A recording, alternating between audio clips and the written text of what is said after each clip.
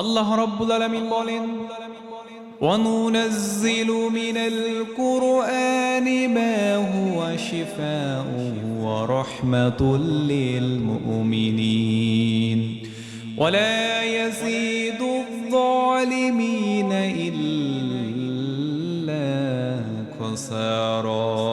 সবাই পড়ি আল্লাহু আকবার। আল্লাহ রাব্বুল আলামিন বলেন, আর আমি এই কোরআনকে মুমিনদের জন্য শিফা এবং রহমত স্বরূপ নাজিল করেছি। এই কোরআন হলো মুমিনদের জন্য শিফা, রোগ মুক্তির বাহন।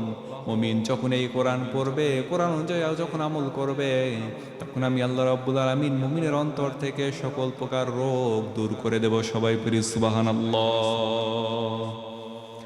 আল্লাহ রাব্বুল আলামিন আরেকটা আয়াতের ভিতরে বলেন, ইয়া আইয়ুহান-নাস ক্বাদ জাআতকুম মাউইযাতুম মির রাব্বিকুম ওয়া শিফাউল লিমা ফিস সুদূর। সবাই পড়ি আল্লাহু আকবার। আল্লাহ রাব্বুল আলামিন বলেন, হে দুনিয়ার মানুষেরা, তোমাদের নিকট আল্লাহর পক্ষ থেকে উপদেশ এসেছে। এই কোরআন হলো আল্লাহর পক্ষ থেকে তোমাদের জন্য উপদেশ, এবং মুমিনদের জন্য আমি আল্লাহ রাব্বুল আলামিন এই কোরআনকে বানিয়ে দিয়েছি তাদের অন্তরের রোগ মুক্তির বাহন। সবাই বলি সুবহানাল্লাহ। আল্লাহর কোন মুমিন বান্দা যখন কোরআন পড়বে, কোরআন পড়ার সঙ্গে সঙ্গে আমি আল্লাহ রাব্বুল আলামিন বান্দার অন্তরের ভেতরে যত রোগ রয়েছে, যত প্রকার রোগ রয়েছে, আমি আল্লাহ রাব্বুল আলামিন বান্দার অন্তর থেকে দূর করে দেব, এবং বান্দার অন্তরের ভেতরে আমি আল্লাহ ঈমানকে আরো বৃদ্ধি করে দেব। সবাই পড়ি সুবহানাল্লাহ। আল্লাহ রাব্বুল আলামিন সুন্দর করে জানিয়ে দিয়েছেন, ইন্নামাল মুমিনুনা আল্লাযীনা ইযা যুকিরাল্লাহু ওয়াজিলাত কুলুবুহুম وَإِذَا تُلِيَتْ عَلَيْهِمْ آيَاتُهُ زَادَتْهُمْ إِيمَانًا وَعَلَى رَبِّهِمْ يَتَوَكَّلُونَ। সবাই পড়ি আল্লাহু আকবার। আল্লাহ রাব্বুল আলামিন বলেন, নিশ্চয় যারা মুমিন, তাদের সামনে যখন আমি আল্লাহ নাম উচ্চারণ করা হয়, তখন তাদের অন্তরাত্মা কেঁপে ওঠে। আর যখন আমি আল্লাহ রাব্বুল আলামিনের কালাম থেকে তাদের সামনে পাঠ করা হয়, তখন তাদের ঈমান যিনি বৃদ্ধি করে দেন, সবাই বলেন তিনি কে? কোরআন শুনলে বান্দার অন্তর থেকে রোগ দূর হয়ে যাবে, এবং বান্দার অন্তরের ভিতরে আল্লাহ রাব্বুল আলামিন ঈমানকে আরো বৃদ্ধি করে দেবেন। কিন্তু কোরআন যারা শোনে না, কোরআন অনুযায়ী যারা জীবন চালায় না, তাদের অন্তরের ভিতরে যিনি রোগ দিয়ে পরিপূর্ণ করে দেবেন, সবাই বলেন তিনি কে?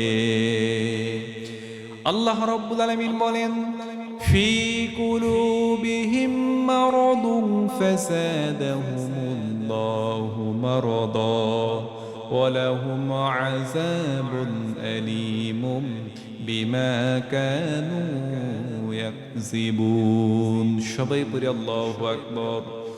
আল্লাহ রাব্বুল আলামিন বলেন, তাদের অন্তরে রয়েছে রোগ, আমি আল্লাহ রাব্বুল আলামিন তাদের অন্তরে রোগ আরো বৃদ্ধি করে দেই, কারণ তারা মিথ্যা কথা বলতো, আমি আল্লাহর বিধানকে অমান্য করত, আর এগুলোকে তারা এই হাসি ঠাট্টার বিষয় বানিয়ে ফেলতো। আমি আল্লাহকে তারা রব বলে স্বীকার করে নাই, আমি আল্লাহকে তারা আইনদাতা মানে নাই, বিধানদাতা মানে নাই। আমার নবীদের অনুসরণ না করার কারণে আমি আল্লাহ রাব্বুল আলামিন এই সমস্ত বান্দার অন্তরের ভিতরে রোগ আরো বৃদ্ধি করে দেই। সবাই পড়ি নাউজুবিল্লাহ। এই কোরআন কেমন শিফা? হাদিসের ভিতরে এসেছে, আমার নবীর সাহাবী হযরত আবু সাঈদ খুদরি রাদিয়াল্লাহু তাআলা আনহু তিনি হাদিস বর্ণনা করেন। তিনি বলেন, রাসূলুল্লাহ সাল্লাল্লাহু আলাইহি ওয়াসাল্লাম একটা দলকে এক জায়গায় পাঠিয়ে দিলেন। তারা সফরে ছিলেন, তারা একটা জায়গায় গিয়েছিলেন, সফরে ছিলেন। প্রতিমধ্যে তারা জানতে পারলেন তাদের নিকট খাবার নাই। তারা একটা গোত্রের কাছে তাদের মেহমানদারি করানোর জন্য আবেদন করলো, কিন্তু ওই গোত্র অস্বীকার করলো। সাহাবায়ে কেরামের সেই দল সেখানেই রইলেন। কিছুক্ষণ পরে তারা জানতে পারলেন কিছুক্ষণ পরে তারা শুনতে পেলেন ওই গোত্রের প্রধান যিনি, ওই গোত্রের বড় নেতা যিনি, তাকে একটা সাপ ধ্বংসন করে ফেলেছে, একটা জীব তাকে ধ্বংসন করে ফেলেছে। অনেক চেষ্টা করেছে কিন্তু তারা কোনোভাবেই ওই ব্যক্তিকে সুস্থ করতে পারে নাই। এবার ওই সাহাবায়ে কেরামদের ওই দলের কাছে গোত্রের ভেতর থেকে কয়েকজন লোক এসে বলল, ও ও সফরেরত অবস্থানরত আল্লাহর বান্দারা, তোমাদের ভিতরে কি কেমন আছে নাকি যে আমাদের নেতাকে সুস্থ করতে পারবে, এরকম কেউ আছে নাকি? এই কথা বলার সঙ্গে সঙ্গে ওইখান থেকে একজন সাহাবী দাঁড়িয়ে বলল, আমি ঝাড়ফুঁক জানি। সঙ্গে সঙ্গে ওই নেতার কাছে চলে গেলেন, সূরা ফাতিহা পড়ে তিনি ফু দিলেন এবং ওই ক্ষত জায়গায় তিনি একটু তার মুখের লালা ভরায় দিলেন। সঙ্গে সঙ্গে যিনি তার কোরআনের বরকতে ওই আল্লাহর ওই বান্দাকে শিফা দান করলেন, সবাই বলেন তিনি কে? আল্লাহ তাআলা ওই বান্দাকে শিফা দান করলেন। কিন্তু তাদের আগে চুক্তি হয়েছিল এই ব্যক্তি যদি সুস্থ হয়ে যায় তাহলে তাদেরকে এক পাল ছাগল দিতে হবে।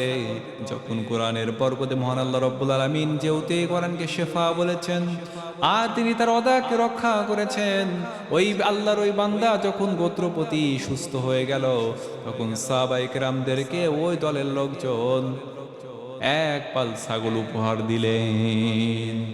সাহাবায়ে কেরাম ওই ছাগলের পাল নিয়ে আমার নবীজির কাছে চলে গেলেন। আমার নবীজির কাছে যাওয়ার পর নবীজিকে বললেন, ইয়া রাসূলুল্লাহ সাল্লাল্লাহু আলাইহি ওয়াসাল্লাম, এই ছাগলের পাল আমরা এখন কি করব? আল্লাহ নবী বললেন, কোনো সমস্যা নাই, তোমরা সকলেই ভাগ করে নিয়ে নাও এবং তোমাদের অংশ থেকে আমার জন্য একটা অংশ রেখো। সবাই পড়ি সুবহানাল্লাহ। তাহলে কোরআনকে যিনি শেফা স্বরূপ দুনিয়ার ভিতরে প্রেরণ করেছেন, নাজিল করেছেন, সবাই বলেন তিনি কে? এই কোরআন শুধু শেফা নয়, বরঞ্চ এই কোরআন হলো মহান আল্লাহর পক্ষ থেকে রহমত। এই কোরআন যদি আপনার ব্যক্তি জীবনে আপনি মানেন তাহলে এই কোরআন আপনার ব্যক্তি জীবনেও রহমত বরকত ঢেলে দিবে। আপনি যদি পারিবারিক জীবনে কোরআন মানেন তাহলে আপনার পারিবারিক জীবনও সুন্দর হয়ে যাবে, রহমত বরকত দ্বারা পরিপূর্ণ হয়ে যাবে। আবার আপনি যদি আপনার রাষ্ট্রীয় জীবনে এই কোরআনকে মানেন, রান্নাঘর থেকে পার্লামেন্ট পর্যন্ত যদি কোরআনের আইন দিয়ে যদি চলে, তাহলে যদি রাষ্ট্রের ভিতরে শান্তি দান করবেন, রহমত দান করবেন, সবাই বলেন তিনি কে?